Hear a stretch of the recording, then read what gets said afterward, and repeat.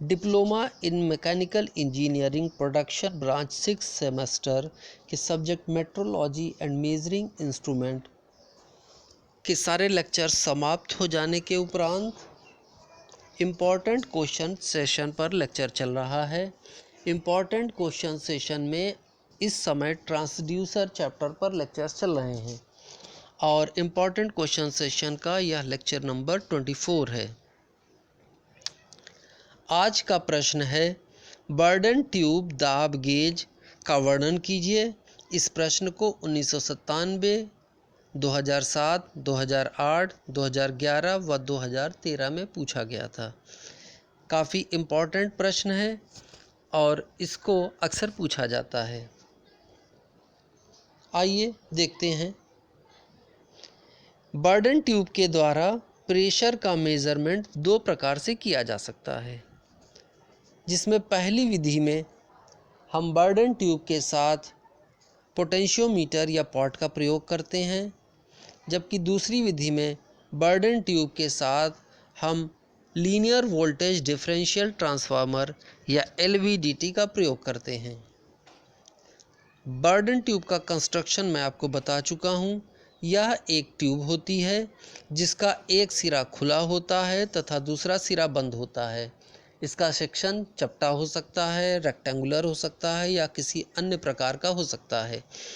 Burden tube में जब खुले सिरे से दाब लगाया जाता है तो दाब के कारण यह ट्यूब फैलती है और इस ट्यूब के विस्थापन को हम विभिन्न विधियों से मापते हैं और इसके विस्थापन के मान को कैलिब्रेटेड स्केल पर पढ़कर हमें प्रेशर का मान ज्ञात हो जाता है जो इस बर्डन ट्यूब के खुले सिरे से लगाया जाता है।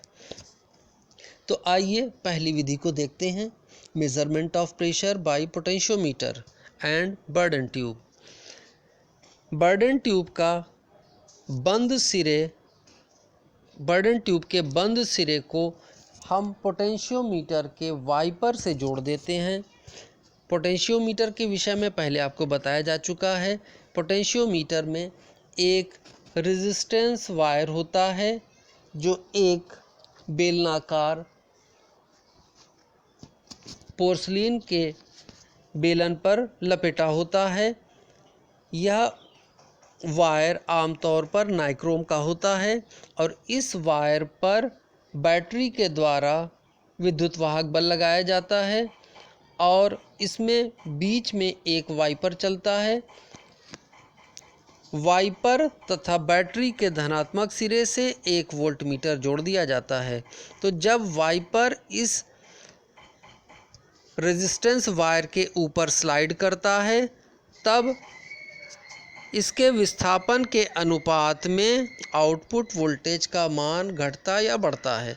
तो जब बर्डन ट्यूब पर ओपन सिरे से प्रेशर लगाया जाता है तो प्रेशर लगने के कारण बर्डन ट्यूब का दूसरा सिरा विस्थापित होता है और इसके विस्थापन के कारण पोटेंशियोमीटर का वाइपर चलता है। इस वाइपर के चलने के कारण पोटेंशियोमीटर में आउटपुट वोल्टेज का मान परिवर्तित हो जाता है और इस परिवर्तित आउटपुट वोल्टेज के मान को हम कैलिब्रेटेड स्केल पर पढ़ते हैं, जिससे हमें प्रेशर का मान ज्ञात हो जाता है।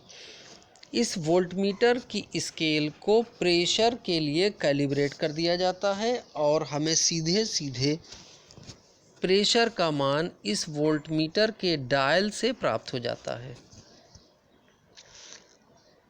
दूसरी विधि में हम बर्डन ट्यूब के साथ लीनियर वोल्टेज डिफरेंशियल ट्रांसफार्मर का प्रयोग करते हैं। लीनियर वोल्टेज डिफरेंशियल ट्रांसफार्मर के विषय में मैं पिछले लेक्चर्स में आपको बता चुका हूँ। यहाँ पर फिर से आपको रिमाइंड कर दे रहा हूँ। LVDT रेखीय विस्थापन को सिग्नल में परिवर्तित करने के लिए प्रयोग किया जाता है। जैसा कि आप देख रहे हैं, LVDT में दो कॉइल्स होती हैं, जिनमें एक इनपुट कॉइल होती है और दूसरी आउटपुट कॉइल होती है। इनपुट कॉइल पर AC वोल्ट की सप्लाई दी जाती है और आउटपुट कॉइल से हमें आउटपुट सप्लाई प्राप्त होती है। LVDT का कोर अंदर तथा बाहर की ओर विस्थापित करने के लिए स्वतंत्र होता है। यह कोर आयरन का होता है और यह कोर फॉर्मर में फ्री मूव करता है, अर्थात घर्षण रहित मूव करता है बिना फॉर्मर को टच किए हुए।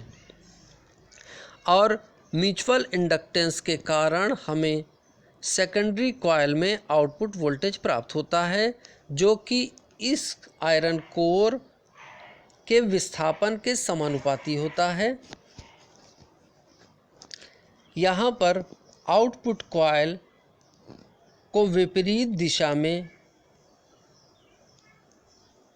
लपेटकर आपस में जोड़ दिया जाता है। आउटपुट कॉइल की दोनों कॉइल्स में नंबर ऑफ टर्न्स समान होते हैं और जब यह कोर बाहर या अंदर की ओर विस्थापित होता है तो इसके विस्थापन के कारण हमें output voltage E=E1 minus E2 प्राप्त होता है, जो कि इसके विस्थापन के समानुपाती होता है। और इस आउटपुट वोल्टेज के मान को हम 1 वोल्टमीटर के कैलिब्रेटेड स्केल पर इस बर्डन ट्यूब में लगाए जा रहे दाब के रूप में पढ़ लेते हैं, क्योंकि यह दाब के समानुपाती होता है और इस प्रकार हमें इस दाब का मान प्राप्त हो जाता है जो बर्डन ट्यूब पर लगाया जा रहा है। LVDT के कई एडवांटेजेस हैं।